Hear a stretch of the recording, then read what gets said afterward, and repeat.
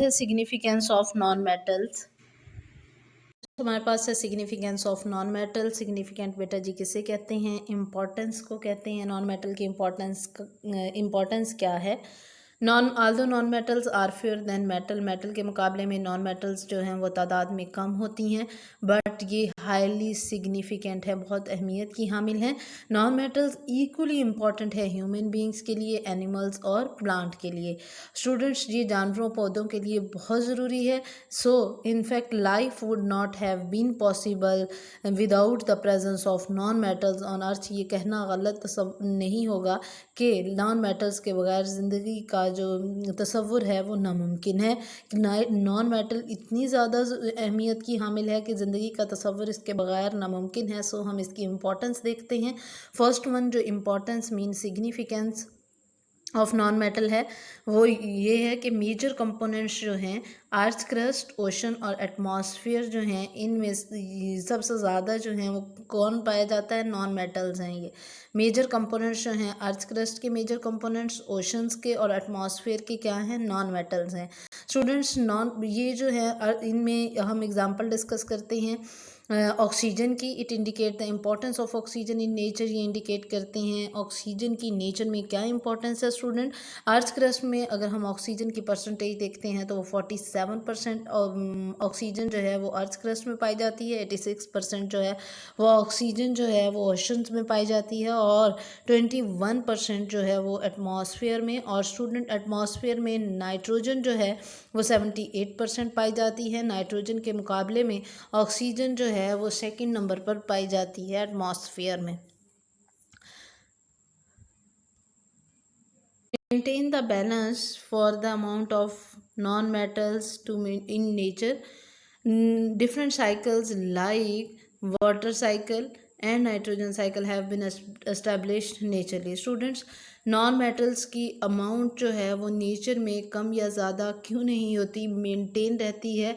क्योंकि different cycles जो हैं वो नेचरली इस्टेब्लिश होते हैं, like water cycle and nitrogen cycle. Non metals की अमाउंट जो है वो नेचर में जो है वो नॉन मेटल्स की अमाउंट कम या ज़्यादा क्यों नहीं होती? क्योंकि डिफरेंट साइकिल्स अपीयर हो रहे होते हैं, नेचरली इस्टेब्लिश हो रहे होते हैं different cycle like water cycle and nitrogen cycle.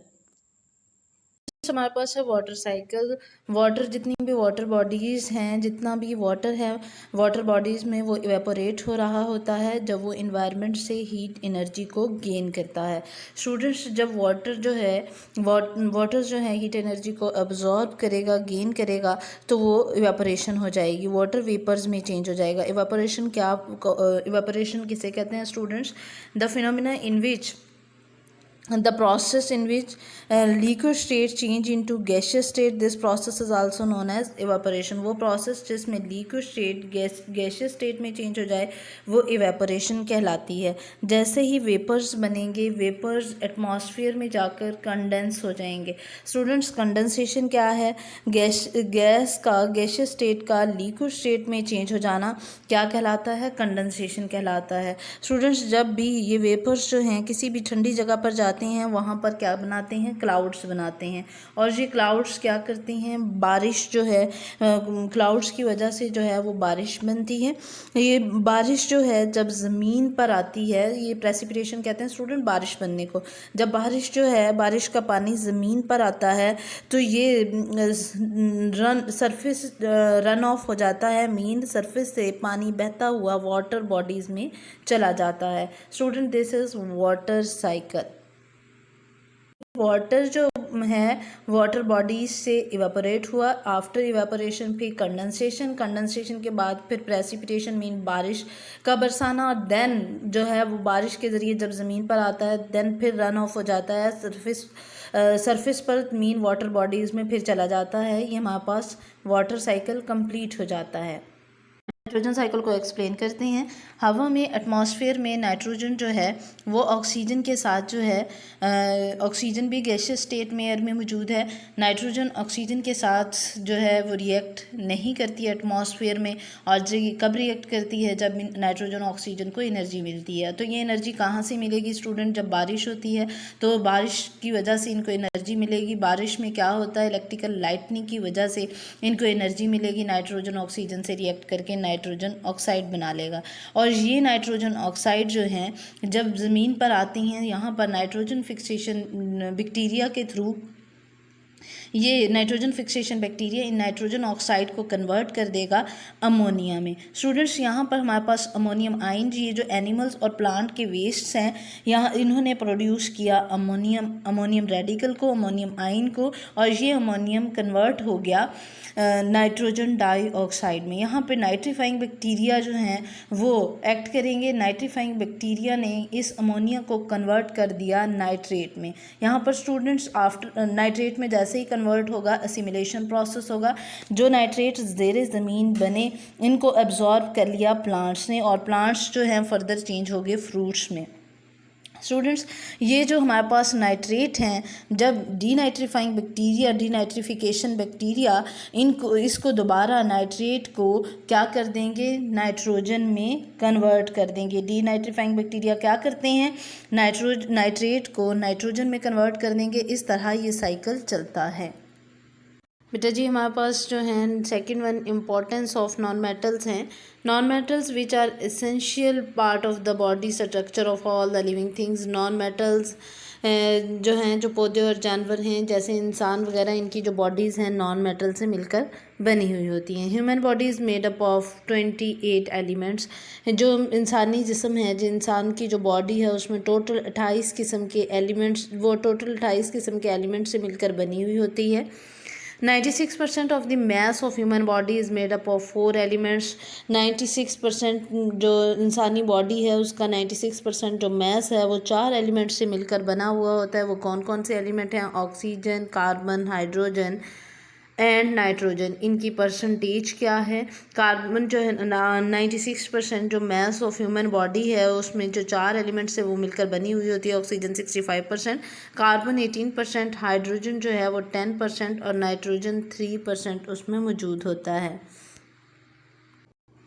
Students, हमारे पास प्लांट बॉडीज़ जो हैं ये किससे बनी हुई होती हैं? आर मेड अप ऑफ सेल्लोज से मिलकर बनी हुई होती हैं। और सेल्लोज जो हैं स्टूडेंट्स, हमारे पास सेल्लोज जो है 3 तरह के एलिमेंट से मिलकर बना हुआ होता है। Compose of 3 elements, carbon, hydrogen and oxygen. Carbon, hydrogen and oxygen students ये तमाम नॉन मेटल्स हैं। नॉन मेटल्स जो हैं वो पौधे और जानवरों के लिए बहुत ज़्यादा ज़रूरी हैं। उनके बॉडीज़ जो हैं वो नॉन मेटल से मिलकर बनी हुई होती हैं। जैसे हमारे पास जो प्लांट्स हैं, जो एनिमल्स हैं, इनकी बॉडीज़ जो हैं वो कार्बन, हाइड्रोजन, नाइट्रोजन और ऑक्सीजन से मिलकर बनी हुई होती हैं। ये नॉन मेटल्स हैं। और जो जबकि प्लांट्स जो हैं उनकी बॉडीज़ जो हैं वो सेल्यूलोज से मिलकर बनी होती हैं। सेल्यूलोज 3 एलिमेंट्स जो हैं वो मिलकर सेल्यूलोज बनाते हैं। कार्बन, हाइड्रोजन एंड ऑक्सीजन ये भी नॉन मेटल्स हैं। Life owes to non-metals as without oxygen and carbon dioxide essential gases हैं, बहुत ज़रूरी gases हैं for respiration of animal और plant की respiration के लिए। life would not have been possible, ज़िंदगी इनके बगैर possible नहीं है। कार्बन डाइऑक्साइड और ऑक्सीजन जो है वो नॉन मेटल्स हैं, इनके बगैर जो है वो ज़िंदगी जो है वो इम्पॉसिबल है। ये जो ऑक्सीजन और कार्बन डाइऑक्साइड हैं ये एसेंशियल गैसेस हैं रेस्पिरेशन के लिए प्लांट और एनिमल्स की। स्टूडेंट्स, जो एनिमल्स हैं वो रेस्पिरेशन का प्रोसेस कैसे करते हैं? स्टूडेंट्स, एनिमल्स जो हैं वो ऑक्सीजन को इनहेल करते हैं और कार्बन डाइऑक्साइड को एक्सहेल करते हैं ड्यूरिंग रेस्पिरेशन। इसी तरह जो प्लांट्स हैं, प्लांट्स क्या करते हैं? डे लाइट में दिन के दौरान वो क्या करते हैं? ऑक्सीजन, कार्बन डाइऑक्साइड वो यूज़ करते हैं, इनहेल करते हैं और ऑक्सीजन को एक्सहेल करते हैं। इनके बगैर सांस, ऑक्सीजन और कार्बन डाइऑक्साइड के बगैर जो है वो सांस लेना मुश्किल है। Students, these gases are essential for the existence of life. ये जो गैसेज हैं ये ज़िंदगी गुजारने के लिए बहुत ज़रूरी हैं, क्योंकि रेस्पिरेशन का प्रोसेस जो है वो कार्बन डाइऑक्साइड और ऑक्सीजन के प्रेजेंस में है। अगर ये गैसेज, इन गैसेज के बगैर जो है वो ज़िंदगी इम्पॉसिबल है। स्टूडेंट, नेक्स्ट हमारे पास जो है fourth one significance importance of fourth one है all eatables like carbohydrate, proteins, fats, vitamins, water, milk etcetera which are necessary for the growth and development of the body. ये बहुत ज़रूरी होती हैं किसी भी बॉडी की ग्रोथ और डेवलपमेंट के लिए। और ये जो है made up of non metals, carbon, hydrogen and oxygen. ये जो ग़ज़ाएँ हैं ये किससे मिलकर बनी होती हैं? कार्बन, हाइड्रोजन एंड ऑक्सीजन के। तमाम की तमाम ग़ज़ाएँ जिनको आप खाते हैं, जिनमें मौजूद हैं कार्बोहाइड्रेट, प्रोटीन्स, विटामिन्स, दूध वगैरह, तमाम की तमाम जो हैं वो नॉन मेटल से मिलकर बनी हुई होती हैं। कार्बन, हाइड्रोजन, ऑक्सीजन, इन तीन एलिमेंट्स से ये तमाम के तमाम ग़ज़ाएँ मिलकर बनी होती हैं। किससे मिलकर बनी होती हैं? तीन एलिमेंट्स से, कार्बन, हाइड्रोजन और ऑक्सीजन से। Non metals play a vital role for the maintenance of life को मेंटेन करने के लिए जो नॉन मेटल्स हैं वो इम्पॉर्टेंट रोल इसलिए प्ले करती हैं लाइफ को मेंटेन करने के लिए, क्योंकि आपकी लाइफ मेंटेन होगी, जितनी भी चीज़ें खाते हैं वो आपको स्टेबल बनाती हैं। और ये किससे मिलकर बनी होती हैं? नॉन मेटल से मिलकर बनी होती हैं। कौन सी नॉन मेटल्स ज़्यादातर इनमें मौजूद होती हैं? कार्बन, हाइड्रोजन और ऑक्सीजन।